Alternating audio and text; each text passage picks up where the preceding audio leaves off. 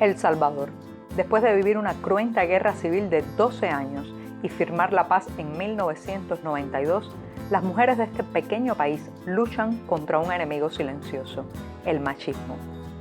El partido Arena, es decir, la derecha salvadoreña, y los líderes del partido Farabundo Martí para la Liberación Nacional, antigua guerrilla de izquierdas, han tejido un país a sus anchas y lo han convertido en una de las naciones más estrictas a la hora de penalizar el aborto. En casi todos los casos, las mujeres son imputadas por intento de homicidio. En este momento, 17 mujeres están condenadas a penas de hasta 50 años de cárcel por emergencias obstétricas o abortos involuntarios. A la mayoría de ellas, la sociedad las ha dejado solas. Por esas mujeres olvidadas es que lucha Morena Herrera y su agrupación ciudadana por la despenalización del aborto. Su labor titánica es defenderlas de un sistema de justicia moralista y asfixiante para poder reinsertarlas en la sociedad y que tengan una vida llena de dignidad. Morena Herrera, qué gusto estar aquí en El Salvador contigo. Para contarte. Claro, en tu propia voz de tu trabajo, ¿eh? Sí. Qué bien. Soy una mujer interesada en cambiar las vidas, la mía y las de otras personas para que vivamos mejor por la justicia. Desde muy pequeña empecé a participar en movimientos sociales. O sea que siempre tuviste ese tema de la justicia y la justicia social como una preocupación. Como una preocupación, y yo creo que sí es el hilo que vincula las diferentes vidas. Ahora, cuando yo hablo ahora contigo, Morena, con ese tono tan calmado, tan dulce, me cuesta encajarte en el perfil de una persona que abrazó a las armas, a una guerrilla, a un modelo. ¿Cómo fue esa transición desde la lucha armada hacia el activismo pacífico? Vinculada al movimiento revolucionario estuve 16 años, desde los 16 hasta los 32. Y en la guerrilla rural estuve 10 años, con un respiro como de un año que me fui a un curso. Allí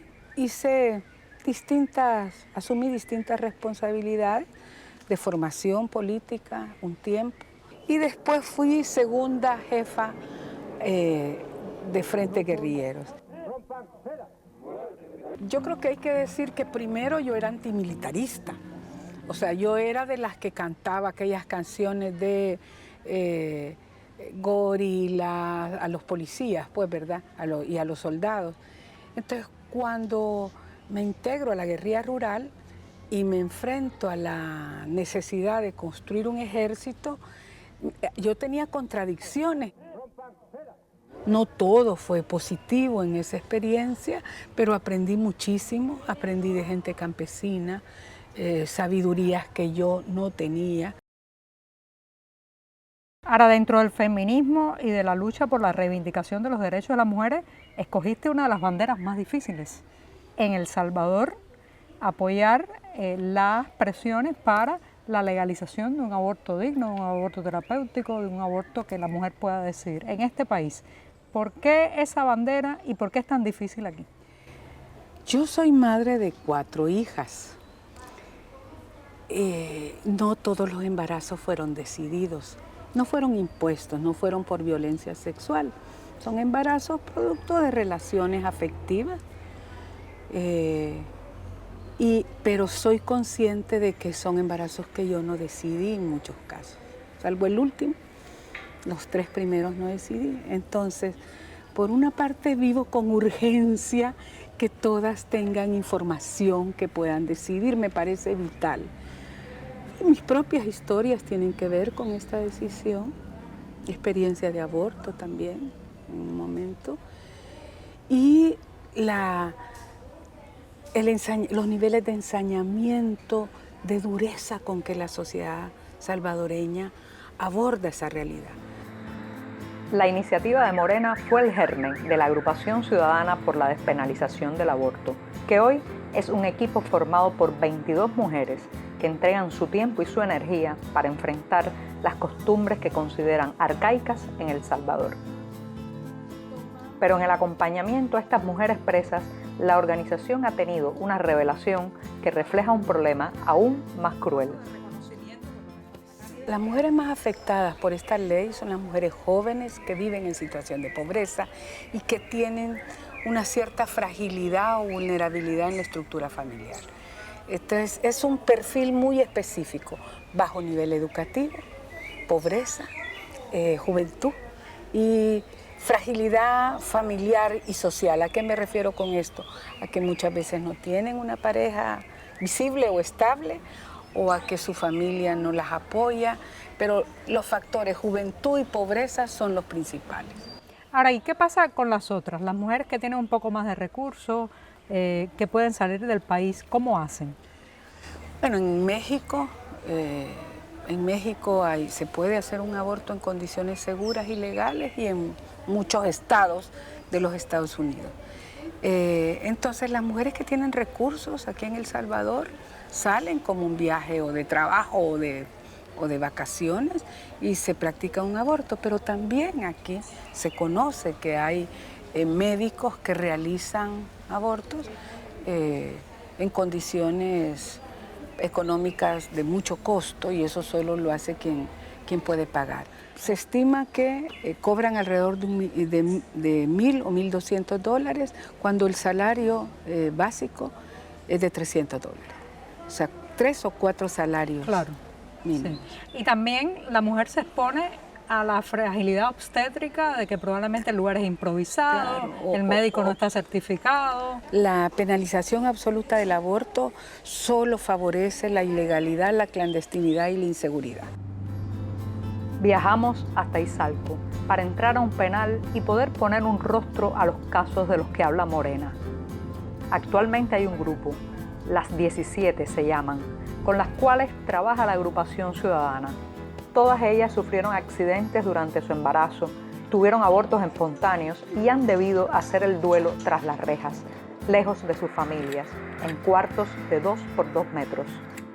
Con un permiso especial logramos conocer a Cindy, una mujer que ha vivido la draconiana ley en El Salvador. Cindy tuvo un aborto involuntario y su historia es desgarradora y estremece el alma. Mi nombre es Cindy Araceli Erazo, tengo 27 años y estoy detenida por homicidio agravado en contra de mi hijo recién nacido. Fui juzgada el 28 de abril del 2018, a 8 meses de estar detenida, a una condena de 30 años, pero luego con un recurso se me disminuyó la condena a 10 años. Yo tuve a mi hijo en un centro comercial, en Los Baños. Perdí el conocimiento, luego me llevaron al seguro de la Matepec, a un hospital. Y ya ahí Medicina Legal dijo que yo la había asfixiado con compresas de papel higiénico. Pues la verdad yo lo tuve, perdí el conocimiento y desperté hasta que estaba en el hospital. Una vez llevada ante un tribunal, Cindy fue condenada y revertir los dictámenes de un juez, así sean erróneos, es casi imposible en El Salvador. Pero Cindy tuvo una segunda oportunidad con Morena Herrera y su agrupación ciudadana. Realmente sin ellos no estuviera en fase de confianza, porque para empezar me defendieron desde un principio, ayudaron a que se me disminuyera la condena y fue por ellos que también me pudieron movilizar para acá, fase de confianza. Y pues la defensa de ellos quizás no es por lo popular, sino por la verdad. Porque si fuera por la justicia de acá, creo que todavía estuviera con 30 años y sin ninguna esperanza de poder salir a mi casa ni nada. La agrupación de la que tú formas parte, eres rostro, impulso, energía principal, ¿qué hace? ¿Qué tipo de apoyo y ayuda da a estas mujeres? A ver, como agrupación ciudadana tenemos 3 propósitos: cambiar la ley, cambiar el imaginario social, la condena social a estas mujeres y en relación a la problemática de aborto, y luchar por la libertad de las mujeres.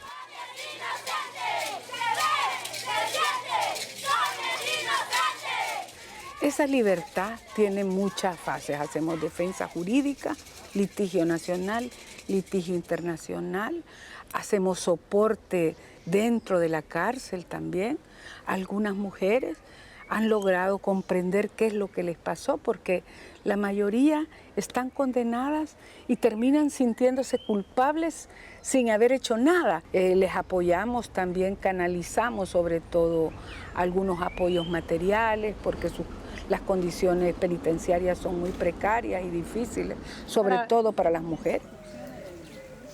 Hemos logrado hasta ahora la libertad de 36 mujeres, pero hay otras que siguen condenadas, otras que siguen procesadas. Entonces, falta mucho. Falta mucho, pero también tenemos satisfacciones. Morena, las presiones internacionales, las presiones políticas también dentro de El Salvador, la opinión pública, los medios que evidentemente están jugando un papel también en esto de concientizar, y el trabajo de ustedes ha hecho que haya historias lindas que contar y felices también de liberación. Cuéntame algunas de ellas. Bueno, yo quiero decirte que la primera mujer que sacamos de la cárcel fue como sacarnos una espina del corazón. Nos sentíamos felices. Yo recuerdo que nos sonreíamos, parecíamos bobas de sonreírnos, no nos podíamos quitar la sonrisa del rostro.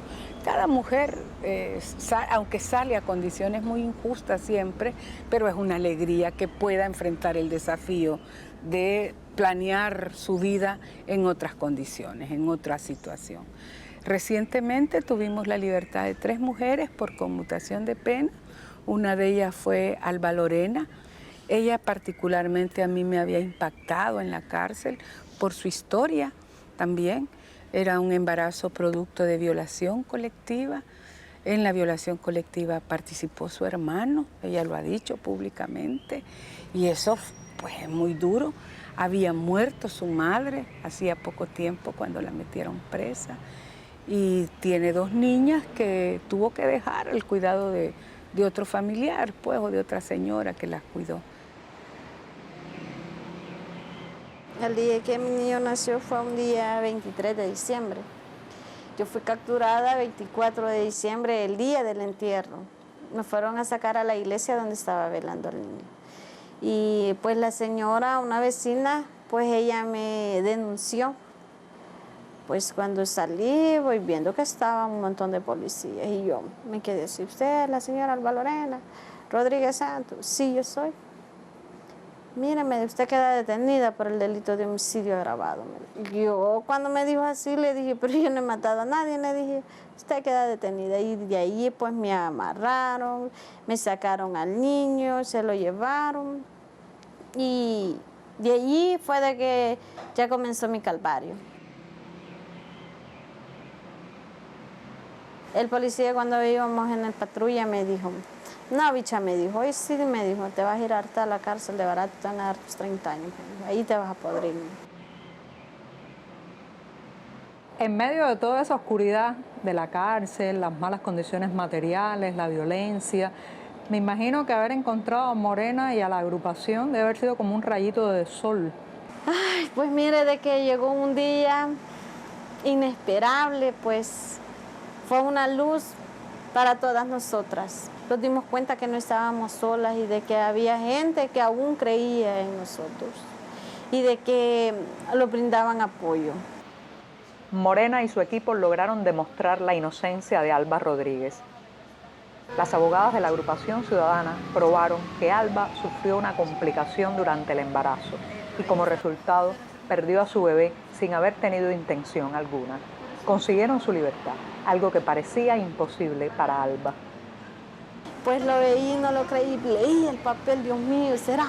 Pues cuando fuimos a firmar, fuimos al CAIDI a poner la huella ese mismo día, y no, es que ustedes se van a ir. Y bueno, pues la última noche, yo ya esa noche ya no dormí.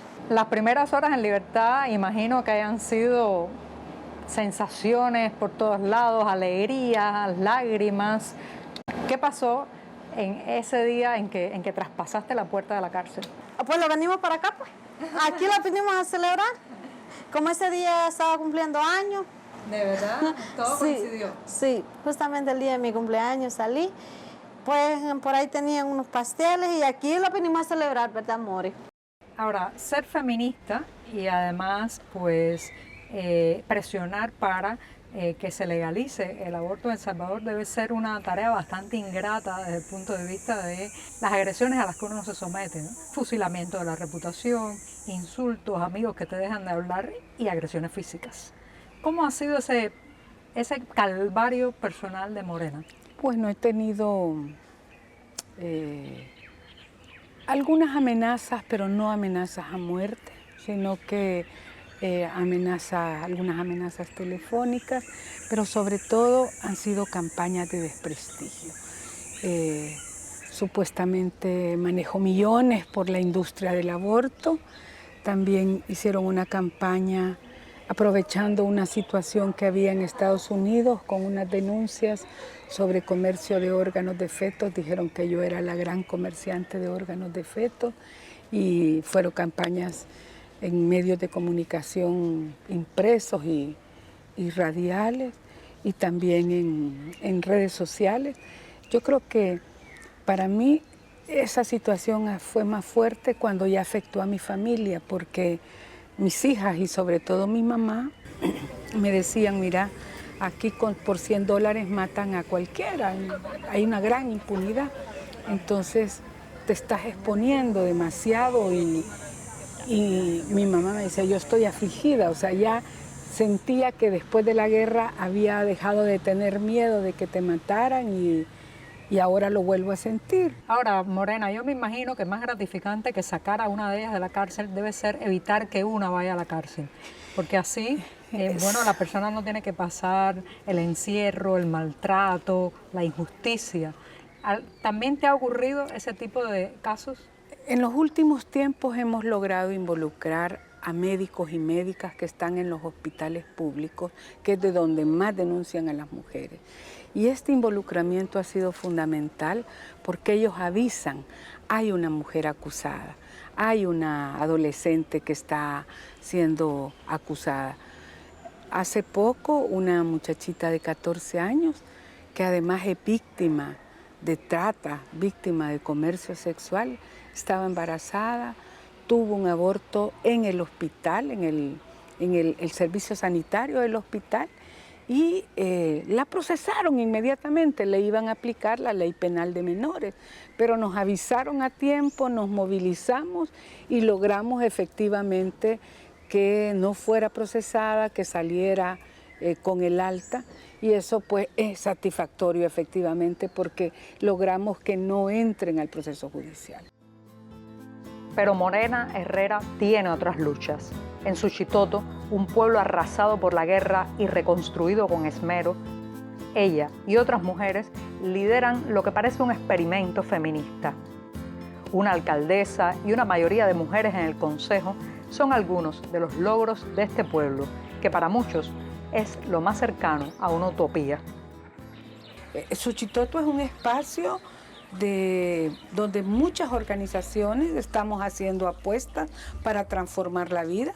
Esto no significa que no hayan problemas, al contrario, los índices de embarazo adolescente en Suchitoto han sido altísimos, hemos empezado a bajarlos, pero siguen siendo altos.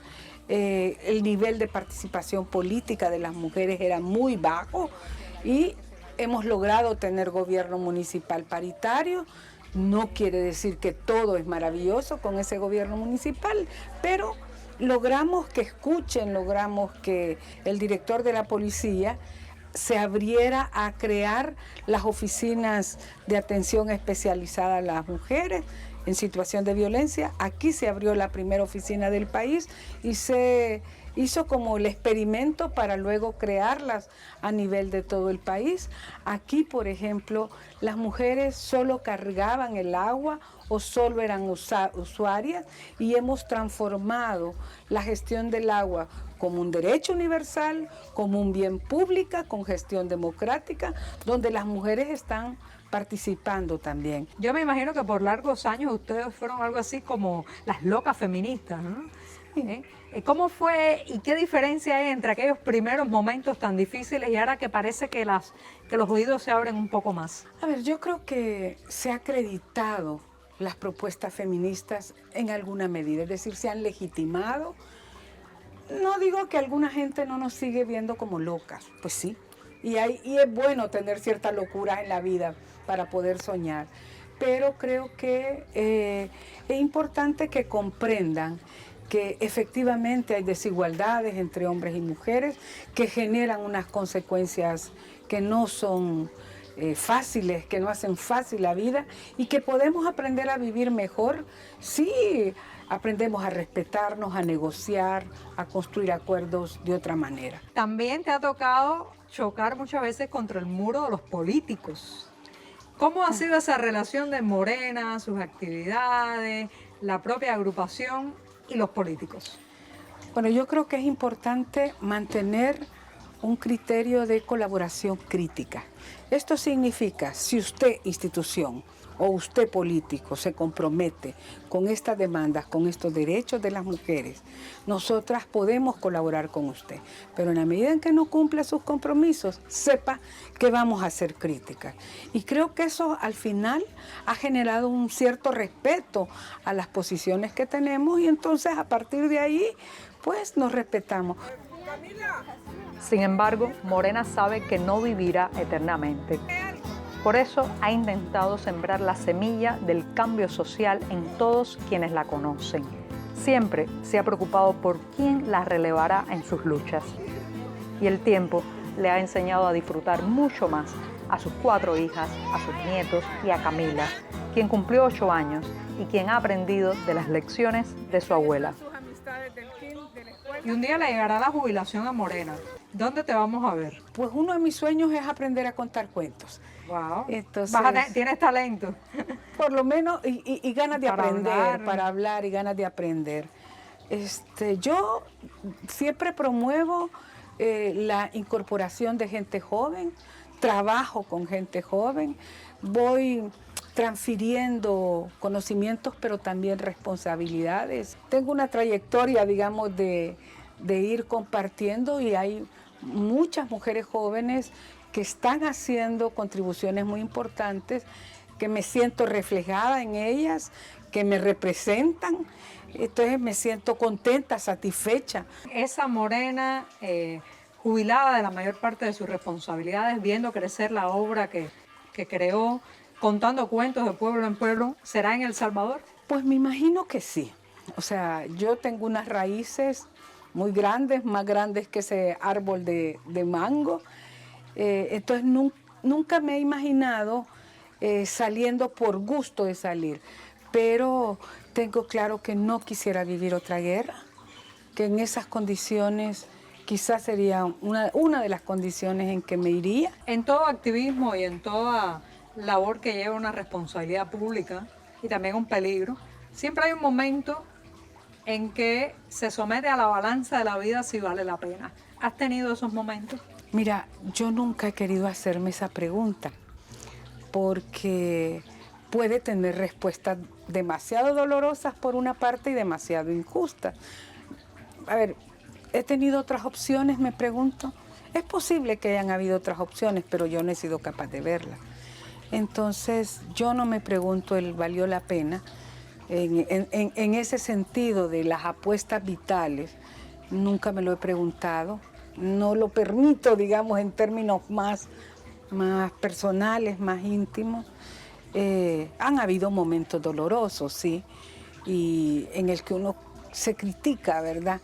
Pero creo que si pensás en que a veces luchamos por mantener solo viva la esperanza, entonces ya mantener viva la esperanza ya es ganancia, digamos. Claro, pero también hay los otros momentos en que suenan los violines, en que uno se emociona y dice, si todo fue para esto, valió la pena. Dime uno de esos momentos. Mira, estaba hace poco escuchando a unas experiencias de trabajo que hemos impulsado en centros educativos. Y llega un muchachito de 14 años, se presenta, bueno, yo soy un monitor de educación integral en sexualidad y he trabajado con la colectiva feminista, dice, y tengo 3 años de estar aprendiendo y antes estuvimos haciéndolo con un apoyo de una organización y ahora con otra, pero yo en este momento transmito lo que he aprendido a mis compañeros y a mis compañeras y también apunto cuando mis docentes fallan. Y estoy yo escuchando a ese muchachito, decía, bueno, a ver, por encontrar un joven que se comprometa así, no solo a nivel educativo, sino a personal, valió la pena.